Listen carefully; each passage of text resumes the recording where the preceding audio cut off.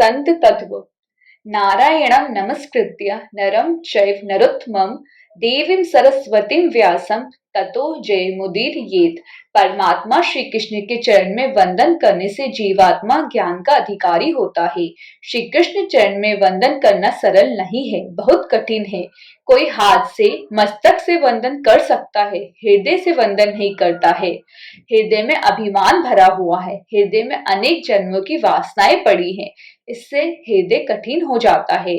मानव का एक स्वभाव है, मानव अपने को निर्दोष समझता है। मानव में बहुत से दुर्गुण होते हैं, अपने दुर्गुण जीव को सद्गुण जैसे ही लगते हैं। दूसरे की छोटी सी भूल भी जल्दी दिखती है, मानव को अपनी बड़ी भूल भी नहीं दिखती है। मानव अपने दोष को दोष मानने को तैयार नहीं है, अपने दोष को मानव गुण समझता है।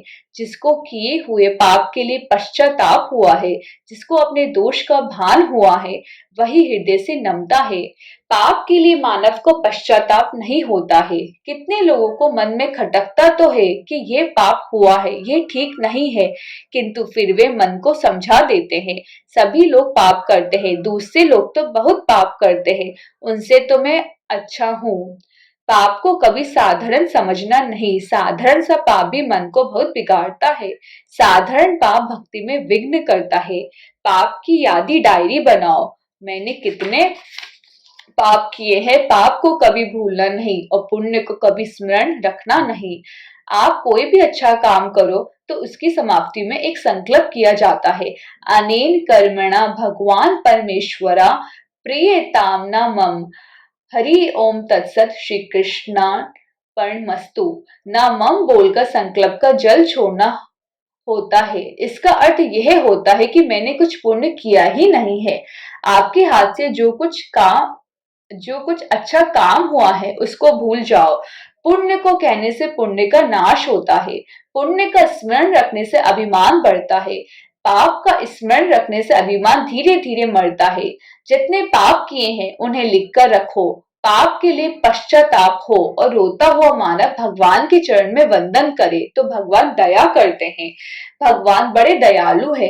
जिसको किए हुए पाप के लिए पश्चाताप होता है वही हृदय से नमता है। जो हृदय से नमता है उसी के ऊपर मालिक कृपा करते हैं। जीव ज्ञान का अधिकारी तब होता है जब बार बार भगवान को वंदन करता है। वंदन करने में आपका क्या जाता है, एक पैसे का खर्च नहीं है, शरीर को जरा भी त्रास नहीं है। ऐसी आदत डालो कि 2-3 मिनट हो तो अपने भगवान को याद करो। जिस देव की आप पूजा करते हैं उस देव का मन से दर्शन करो। दर्शन के बाद वंदन होता है। जिसको भगवान का स्वरूप दिखता ही नहीं है वह वंदन किसका करेगा। पहले दर्शन करो फिर वंदन करो। बार बार वंदन करने से भगवान को दया आती है, भगवान कृपा करते हैं, जीव ज्ञान का अधिकारी होता है। ज्ञान मान और धन ये 3 वस्तुएं ऐसी है कि सुपात्र को मिले तभी अच्छा है। जो लायक नहीं है उसको ज्ञान मिले तो उसका पतन हो जाएगा। अयोग्य को ज्ञान मिलने से उसका अभिमान बढ़ता है। ज्ञान तो अभिमान को मारने के लिए है, अभिमान को बढ़ाने के लिए ज्ञान नहीं है। किसी को मूर्ख समझने के लिए ज्ञान नहीं है, किसी का तिरस्कार करने के लिए ज्ञान नहीं है, किसी का दोष देखने के लिए ज्ञान नहीं है।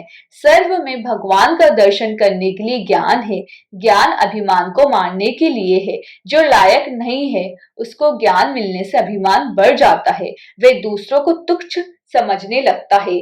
कितने ही ज्ञानी लोग ऐसे होते हैं जो भ्रम बने बैठे ही रहते हैं। हम भ्रम है, यह भूल है। जगत जिसको भ्रम रूप में दिखता है, सब में जिसको परमात्मा का दर्शन होता है उसी को आत्म स्वरूप में परमात्मा का अनुभव होता है।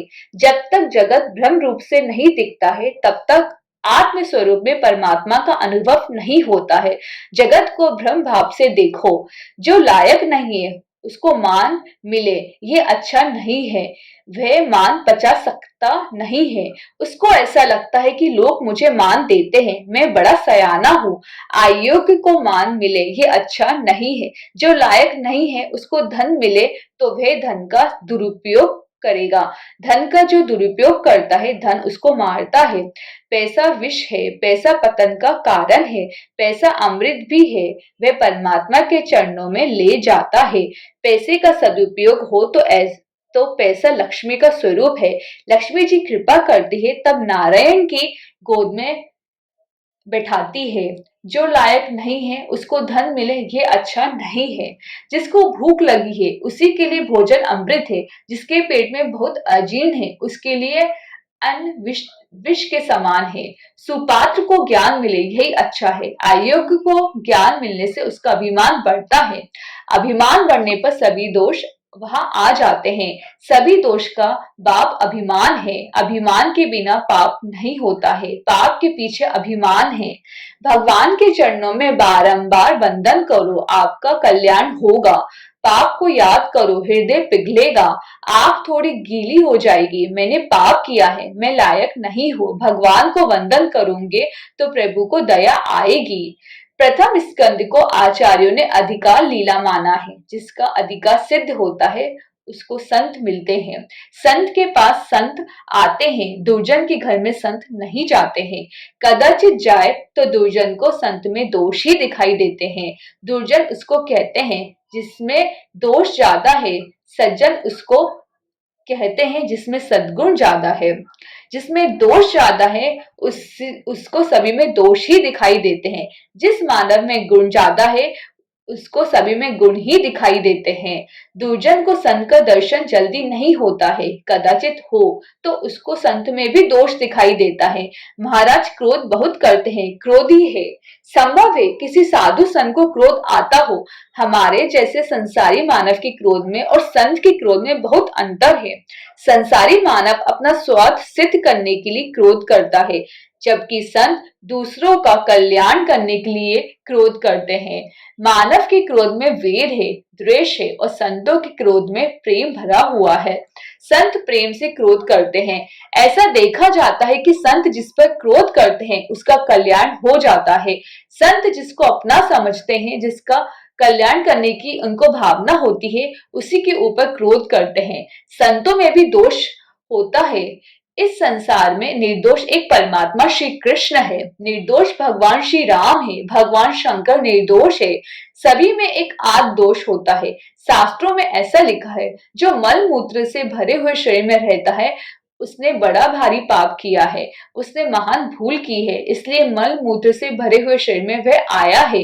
संतों में एक आद दोष होता है, किंतु संतों में अनेक सद्गुण होते हैं। दुर्जन को संत में दोष दिखता है। जो अपने को बड़ा सयाना समझता है, ऐसा मानव भगवान में भी भूल खोजता है। कितने ही लोग ऐसे होते हैं जो अपने को बड़ा सयाना समझते हैं। मैं सब कुछ जानता हूँ, मैं सब पढ़ा हूँ। एक गांव में बहुत पढ़े लिखे साहब मिले थे। वे अभिमान में बोलते थे, मैं सब जानता हूँ, मैंने रामायण पढ़ी है। रामायण में ऐसा वर्णन है कि सीता जी जब सगर्भा थी तब रामचंद्र जी ने सीता जी का त्याग किया। ये स्त्री जाति का अपमान किया है। ये राम जी की भूल है, ऐसा नहीं करना चाहिए था। श्री राम निर्दोष है, श्री राम सर्व सद्गुण संपन्न है। राम की लीला का विचार मानव अपनी क्षुद्र बुद्धि से करता है।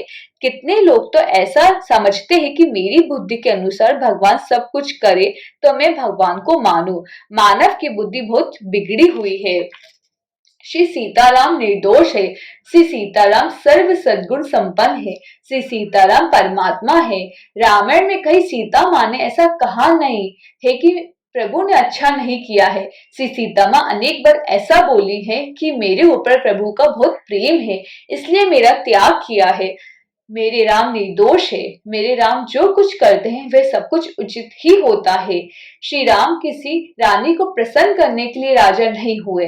राजा की गद्दी प्रजा को प्रसन्न करने के लिए है। श्री राम राजाधि राज है। एक बाजू में अयोध्या की प्रजा है, एक बाजू में श्री सीता जी है। राम मध्य में है। रामचंद्र जी विचार करते हैं, प्रजा ने मुझे राजा बनाया है, प्रजा को सुखी करने के लिए राजा की गद्दी है। स्नेहं दयां च सौख्यं च यदि वा जानकीमपि आराधनाय लोकस्य मुञ्चतो नास्ति मे व्यथा। राजा की गद्दी सुख भोगने के लिए नहीं है, राजा की गद्दी प्रजा को सुखी करने के लिए है। राम सबको जानते हैं, श्री सीता जी निर्दोष है, श्री सीता जी महान पतिव्रता है। ये जानते हुए राम जी ने त्याग किया है। रामचंद्र जी ने स्त्री धर्म को गौण किया और राज धर्म को महत्व दिया है। राम राजाधिराज है। मानव की बुद्धि बिगड़ी हुई है, क्षुद्र बुद्धि है। वे अपनी क्षुद्र बुद्धि से प्रभु की मंगलमय लीला का विचार करता है। उसको भगवान की लीला में दोष दिखता है, संतों में उसको दोष दिखता है। संतों में बहुत सद्गुण होते हैं, एक आध दोष होता है। शास्त्रों में ऐसा लिखा है कि जिसका मन अति शुद्ध है वह भगवान से अलग नहीं रह सकता है। मन मलिन है इसलिए भगवान से अलग है। अति शुद्ध मन भगवान में मिल जाता है। तन और मन मल से ही जीवित रहते हैं। पेट में जरा भी मल ना रहे तो शरीर गिर जाएगा। मल का बल होता है, शरीर मल से टिकता है, मन भी मल से टिकता है। तन और मन अति शुद्ध हो जाए तो ये रहेंगे ही नहीं, मन भगवान में मिल जाएगा। संतों में एकाध दोष होता है। संतों के हाथ से कभी कभी भगवान को अपना कोई काम कराने की इच्छा होती है। संत पूर्ण निर्दोष हो जाए तो कुछ नहीं कर सकते। संतों में एकाध दोष भगवान रखते हैं। माताएं जब घर से बाहर जाती हैं तो अपने बालक को श्रृंगारती है। यद्यपि बालक को श्रृंगार करने की इच्छा नहीं होती है, बालक रोता है तो भी माँ उसको श्रृंगारती है। बालक को श्रृंगारने में माँ को सुख होता है। माँ अपने बालक को श्रृंगारने के बाद प्रेम से बालक के मुख को देखती है। बहुत सुंदर लगता है, कैसा दिखता है। अब बाहर जाना है, किसी की इसको नजर ना लगे। जो माँ अपने बच्चे को श्रृंगारती है वही माँ उसके गाल में ललाट में काजल का टिका भी लगा देती है, इसको नजर ना लगे। माँ जिस प्रकार से अपने बच्चे को संभालती है, बच्चे की चिंता रखती है, भगवान भी उसी तरह संतों को संभालते हैं। भगवान संतों की चिंता रखते हैं। कोई दोष ना रहे तो उसको नजर लग जाएगी, नजर ना लगे इसलिए भगवान साधु संतों में एक आध दोष रखते हैं। संतों में अनेक सद्गुण होते हैं। भागवत की कथा कहने वाला वक्ता और कथा सुनने वाला श्रोता संत बने तभी कथा सफल है। संत बनो, किसी के दोष काहे को देखते हो, अपने दोष को देखो। थोड़ी अंदर नजर करो, मैं कैसा हूँ। अंदर नजर करने पर आपके ध्यान में आएगा कि मेरे मन के अंदर काम घर करके बैठा है। मेरे मन में काम नहीं, मेरे मन से काम नहीं निकलता है। मेरे मन में क्रोध भरा हुआ है। मेरे मन में मत्सर है। मुझ में दोष कहाँ कम है। दूसरों के दोष देखने की क्या जरूरत है, अपने में बहुत दोष है। आपको संत होना है तो एक काम करो, आप संत हो जाओगे। दूसरे के गुणों को देखो और अपने दोषों का स्मरण रखो, आप संत हो जाओगे। दृष्टि को गुणमय बनाओ। संत होने के लिए घर छोड़ने की जरूरत नहीं है। घर छोड़ने से ही क्या मानव संत होता है। मीराबाई तो राजमहल में रहती थी। बड़े बड़े साधु संत सन्यासी महात्मा मीराबाई का दर्शन करने के लिए, सत्संग करने के लिए राजमहल में जाते थे। बंगले में रहकर भी मानव संत हो सकता है। संत होने के लिए घर छोड़ना ही पड़ता है ऐसा नहीं है। कितने ही लोग एक घर छोड़ते हैं और दूसरे घर में ममता रखते हैं। एक घर छोड़ा और दूसरे में फंस गए, उसको क्या मिला। घर छोड़ना ही चाहिए ऐसा नहीं है। संत होने के लिए प्रवृत्ति छोड़ने की भी जरूरत नहीं है। जो प्रवृत्ति छोड़कर बैठा रहता है वह संत है, ये भूल है। दिन भर आदमी मिठाई नहीं खा सकता है। सर्वकाल भक्ति करना बड़ा कठिन है। जो प्रवृत्ति छोड़कर बैठा है वह सर्वकाल भक्ति नहीं कर सकता, वह पाप करता है। प्रवृत्ति छोड़ने की जरूरत नहीं है। प्राचीन काल में जितने साधु संत महात्मा हुए हैं वे सब प्रवृत्ति करते थे। संत ऐसा मानते हैं कि किसी का मुफ्त का नहीं खाना चाहिए। जो दूसरों का खाता है उसको अपने पुण्य से थोड़ा अंश उसको देना पड़ता है। गोरा कुम्हार बड़े संत थे, मिट्टी के बर्तन बनाते थे। बिट्ठल बिट्ठल बिट्ठल कीर्तन करते हुए मिट्टी के बर्तन बनाकर बाजार में बेचने के लिए जाते थे। नामदेव महाराज महान संत थे। नामदेव महाराज दर्जी का काम करते थे। प्रवृत्ति छोड़ने से मानव संत नहीं होता। प्रवृत्ति करो।